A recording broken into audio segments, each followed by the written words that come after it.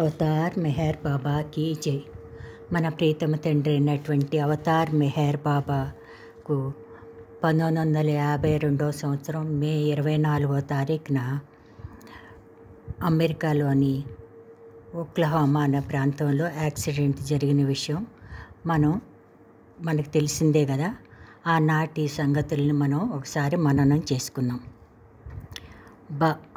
బాబా వాళ్ళందరూ south కరోలినాలోని myrtle beach నుంచి కాలిఫోర్నియాకి బయలుదేరారు. ఆ సమయంలో ఎలిజబెత్ ప్యాటర్సన్ను ఆమె సొంత కారైనటువంటి బ్లూ నాషన్ ఆమె స్వయంగా నడుపుతున్నారు. ఆ కారులో బాబా, మెహరా, మణి, మెహరు బయలుదేరారు. కాకపోతే ఐవీ జ్యూస్ కుమార్తె చార్మియాన్ ఆ కారుని నడపాలనుకుంది, కానీ బాబా అందుకు అంగీకరించలేదు. తర్వాత వెనక ఇంకో కారులో సరోష్ నడుపుతున్నాడు. ఆ కారులో రానో, కిట్టి, గోహెర్, డెలియా ప్రయాణం చేశారు. అప్పుడు అయితే అనేక సార్లు బాబా సరోష్ని వాళ్ళ కారు వెనకే రమ్మని చెప్పి హెచ్చరించడం కూడా జరిగింది. ఓక్లహోమాలోని తూర్పు ప్రాంతంలో ఉన్న పర్వత శ్రేణుల గుండా వారి ప్రయాణం సాగుతూ ఉంది. బాబా ఎలిజబెత్ని కారు ఇంకా వేగంగా పోని అనడం జరిగింది. అయితే అక్కడ కొరియా యుద్ధంలో ఆంథోనీ జోసెఫ్ ఫాల్మియరీ అనే ఒక యోధుడు వీరి కారుకి వేగంగా వచ్చి ఢీకొనడం జరిగింది. అయితే ఎలిజబెత్ ప్యాటర్సన్ అంటున్నారు కదా, ఒక విధంగా మొత్తం వ్యవహారం అంతా ఆయనే నడిపించారా అన్నట్టుగా బాబా తన ఎడమ చేతిని పైకెత్తి ఎదురుగున్న కారుని చూపించడం ఎలిజబెత్కి ఆ మాత్రం గుర్తుందంట. అయితే కారు వేగంగా వచ్చి నెట్టివేయడంతో రోడ్డుకి పక్కన ఉన్న బురదలో బాబా శరీరం వెల్లకిలా పడి ఉంది. ముక్కు ఎముక విరిగిపోవడంతో ముక్కు నుండి వరదలా రక్తం కారుతూనే ఉందంట. ఒక చెయ్యి, కాలు ఎముకలు విరిగిపోయాయి. మెహరు కూడా కారు నుండి బయటికి వేయబడ్డారు. మెహరా నుదుటిపై బాగా లోతైన గాయం తగిలింది. మెహరుకు చేతుల మణికట్టు దగ్గర ఎముకలు ఇరిగిపోయాయి. ఎలిజబెత్ కారు స్టీరింగ్ చక్రం వెనుక ఇరుక్కుపోయింది. ఆమె 2 చేతులు, భుజం ఎముక, ఛాతీ ఎముకలు విరిగిపోయాయి. కారు వెనక సీట్లో మగత నిద్రలో కునికిపాట్లు పడుతున్నట్టు మణి ఒక్కతే పెద్దగా దెబ్బలేమి తగలకుండా బయటపడింది. ఈ ప్రయాణంలో సరోష్ని ఎప్పుడు బాబా తమ కారును వెంబడించే ఉండమని అనేక సార్లు హెచ్చరించినప్పటికీ వాళ్ళ కారు వెనకబడిపోవడంతో 15-20 నిమిషాల తర్వాత వాళ్ళు రావడం జరిగింది.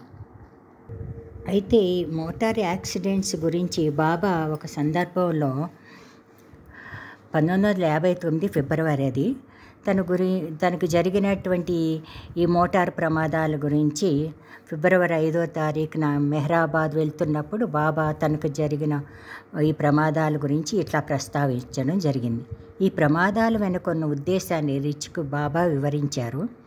యాంత్రిక యుగానికి చెందిన మెషినేజ్ భౌతిక అంశం యొక్క వెన్నెముకను విరగొట్టడానికి, దాని ఆధ్యాత్మిక కోణాన్ని చెక్కు చెదరకుండా ఉంచడానికి నా శరీరం ఎముకలను విరగొట్టుకున్నాను అని ఆ సందర్భంలో చెప్పారు. ఆయన విశ్వ కార్యక్రమంలో భాగంగానే ఆయన శరీరానికి ఈ విధమైనటువంటి బాధలు ఆయనంతటా ఆయన కల్పించుకున్నారన్న సంగతి బాబా వివరించడం జరిగింది. ఈ యాక్సిడెంట్ అయిన తర్వాత వారందరినీ కూడా ప్రేగ్ హాస్పిటల్లో జాయిన్ చేయడం, అక్కడ డాక్టర్ బర్ల్సన్ అనే అతను వారికి చికిత్సను అందించడం కూడా జరిగింది కదా. బాబా ఈ విధంగా అనంతమైన కరుణతో అక్కడ తన రక్తాన్ని చిందించారు బాబా. ఈ విషయంపై బాబూజీ అంటున్నారు కదా, సజీవుడైన క్రీస్తు రక్తం చిందిస్తూ రోడ్డుపైన నిస్సహాయుడై పడి ఉండడం చూస్తే యుగం గుండెల్లో బాకును దిగివేసినట్లుంది. ఓ అమెరికా, ఆయన రక్తం కోసం తప్పించావు కదా, తీర్చుకోని దాహాన్ని అవతారుడు తన రక్తంతో పాటు దివ్య పెన్నిధిని కూడా కొని తెచ్చి ఈ చోటను విడిచిపెట్టాడని రాబోయే తరాల వారికి తెలియచేయడం మాత్రం మర్చిపోకు సుమా అని యుగం విలపించిందంట. బాధలో పడి అమెరికాకు అందిన మౌన సందేశం ఇది. ఎవరైతే నిరంతరం దైవాన్ని స్మరిస్తూ తమ జీవితాన్ని కొనసాగిస్తారో వారి కోసం బాబా తన రక్తాన్ని స్రవించారు. అలాగే ఎవరైతే సజీవుడైన క్రీస్తు కొరకు దివ్య ప్రేమానుభూతిని పొందుతారో వారి కొరకు మాత్రమే ఆయన తన రక్తాన్ని చిందించారు. ఆ ఆత్మల బాధే క్రీస్తు అనుభవించే బాధ. ఆ బాధే వారిని దైవంతో ముడివేసి ఉంచుతుంది. ఈ లోకం పట్ల క్రీస్తుకు గల ప్రేమకు చిహ్నమే ఆయన చిందించిన ఈ రుధిరం. అమెరికా ఆయన సొంతం. దానికోసం బాధను అనుభవించడం ద్వారా దానికి ఆయన తన ప్రేమను ప్రసాదించారు. అలా చేయడంతో కదలాడే ఆ దైవం ముందు, అంటే మానవ రూపంలో ఉన్న దేవునికి అమెరికా వాసులంతా కూడా తమ శిరస్సు వంచి ప్రణమిల్లుతారు అని బాబూజీ ఇక్కడ అంటున్నారు.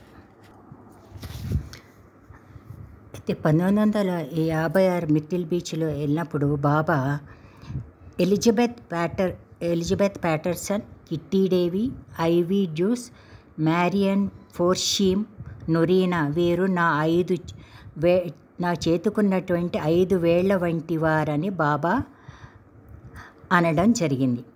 అయితే ఇప్పుడు ఐవీ జ్యూస్ అనే ఆమె అమెరికా నివాసి. ఆమె హవ్య మాస్టర్ వర్క్స్ అనే బుక్ ఒకటి రచించారు ఆమె, అంటే సద్గురు కార్యసరళి అని. దానిలో ఆనాటి యాక్సిడెంట్ సంగతుల్ని ఆమె మనతో పాఠకులతో పంచుకోవడం జరిగింది. ఇక ఆమె మాటల్లో ఆనాడు జరిగిన సంగతులు ఏంటి అనేది మనం ఇప్పుడు ఒకసారి చూద్దాం. ఐవీ జ్యూస్ అంటున్నారు కదా. 24 మే 1952 సంవత్సరం శనివారం మధ్యాహ్నం న్యూజెర్సీలో ఒక పెళ్లి రిసెప్షన్కి బయలుదేరుతుండగా ఓక్లహామా నుండి సరోజ్ ఇరానీ నాకు ఫోన్ చేశాడు. ఒక ఘోర ప్రమాదం జరిగిందని, నన్ను నా కూతురు చార్మియాని వెంటనే ఓక్లహామాకి రమ్మని చెప్పాడు అతను. శనివారం మధ్యాహ్నం బ్యాంకులు మూసేసి ఉన్నాయి. మా దుకాణదారు నుంచి కొంచెం డబ్బు తీసుకున్నాను మేము. పెట్రోల్ స్ట్రైక్ కారణంగా విమాన సర్వీసులు తగ్గించేశారు. చివరికి ఎలాగైతేనేమి ఆ రోజు సాయంత్రం బయలుదేరే విమానంలో 2 సీట్లు సంపాదించుకోగలిగాం మేము. మర్నాడు ఆదివారం ఉదయం 4:30 గంటలకు ఓక్లహామా చేరుకున్నాము. నా భర్త మాత్రం న్యూయార్క్లోనే ఉండిపోయాడు అతను. ఓక్లహామా సిటీ నుండి ట్యాక్సీలో ప్రేగ్ హాస్పిటల్కి వెళ్ళాం మేము. గుమ్మంలో సరోజ్ ఇరానీ, డెలియాన్ కలిశారు మమ్మల్ని. వారిద్దరూ బాగా అలసిపోయి నీరసంగా కనిపించారు. సరోజ్ ఆ సమయంలో వెక్కి ఏడ్చాడంట వీళ్ళతో.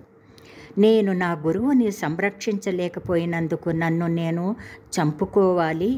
భారతీయులకు నా మొహం ఎలా చూపించగలను? వేలాది భక్తుల నిందలను నేను ఎలా భరించాలి అంటూ వెక్కి ఏడుస్తున్నాడు సరోజ్. అతడు పూర్తిగా ఏడ్చిన తరువాత అతడిని ఊరడించడానికి ప్రయత్నించాను. ప్రమాదం జరిగిన కారులో అతను లేడు, అందుచేత ప్రమాదానికి అతడు ఎలా బాధ్యుడు అవుతాడు అని నేను అతన్ని సమర్థించి చెప్పాను. వెంటనే పేషెంట్లని చూడ్డానికి వెళ్ళాము. నిజంగా అదొక భయంకర దృశ్యం. బాబా ఎడమ చెయ్యి భుజం క్రిందుగా విరిగింది. ఎడమ కాలులో 2 ఎముకలు రంపపు ముళ్ళలా కోసుకుపోయాయి. మొహము, ముక్కు బాగా వాచిపోయాయి. తరువాత డాక్టర్ గోహర్ నాకు ఈ విషయం చెప్పింది. బాబావారి ముక్కు పుటాల మధ్య గోడ విరిగిపోయింది. ముక్కు నుండి రక్తం ధారాపాతంగా ప్రవహించింది.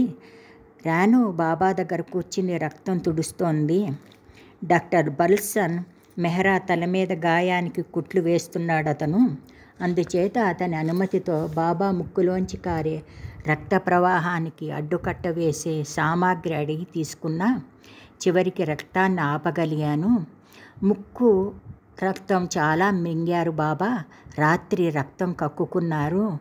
ముక్కు ఎముక విరిగి బాబా అందమైన మొహాన్ని మార్చివేసింది అని. ఆ రోజు బాబా కట్టుడు పళ్ళు పెట్టుకుని ఉన్నారు. కారులోంచి కింద పడినప్పుడు కింద పళ్ళు పై పెదవి చిగుర్ని చీల్చివేశాయి.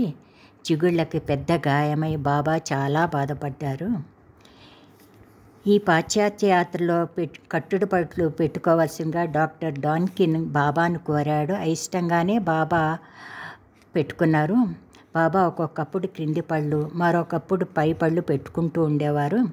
1952 ఈ యాత్రకు ముందు ఆ తరువాత కూడా మరెన్నడూ బాబా కట్టుడు పళ్ళు ధరించలేదట. ఇంకా మెహ్రా సంగతి చెప్తున్నారు ఆవిడ. మెహ్రా పుర్రెకు గాయాలయ్యాయి. ఆమె మూసుకున్న కళ్ళు ఎర్రని బీట్రూట్ దుంపల్లా ఉన్నాయి. నుదుటి మీద గాయం వికృతంగా ఉంది. కారు డ్రైవ్ చేస్తున్న ఎలిజబెత్ ప్యాటర్సన్ 2 చేతులు, కాలర్ బోను, కొన్ని పక్కటెముకలు విరిగిపోయాయి. మెహ్రూ మణికట్టు విరిగిపోయింది. అక్కడక్కడ దెబ్బలు, గాయాలు తగిలాయి. మణిజాకు పెద్దగా ఏమీ తగల్లేదు. అక్కడక్కడ చిన్న గాయాలు, కోతలు, పాదాలు, మోకాలు గీరికిపోయాయి. అందరూ అన్ని విధాలా గాయపడ్డారు. బాబా నా చేతిని తన చేతిలోకి తీసుకుని ఐవి జ్యూస్ చెప్తున్నారు. అక్షర పలకం మీద ఎలా చూపించారు. ఇదంతా భగవంతుడు వాంఛించినట్లే జరిగింది. ప్రపంచమంతకు మేలు జరుగుతుందని గుర్తుంచుకో అన్నారు. ఇది బాబా కోరుకున్నట్లు జరిగిందని నేను గ్రహించా. ఎందుకంటే ఆమె హస్బెండ్ టెర్రీ జ్యూస్ సూచించినట్లుగా కాకుండా ప్లాన్ మార్చి బాబా ఈ మార్గాన్ని తన ప్రయాణానికి ఎంచుకున్నారు. బాబా మరియు మెహ్రా కారు కుడి భాగం నుండి కింద పడ్డారు. వారి ఎడమవైపు భారమంతా పడింది. సంయుక్త రాష్ట్రాల నడిబొడ్డున బాబా రక్తం చిందించారు అని చెప్తున్నారు. ఇంకా చాలా విషయాలు ఆమె మనతో పంచుకోవడం జరిగింది. అది వచ్చే వారం మళ్ళీ మరికొన్ని విషయాలని తెలుసుకుందాం. అవతార్ మెహర్ బాబాకి జై.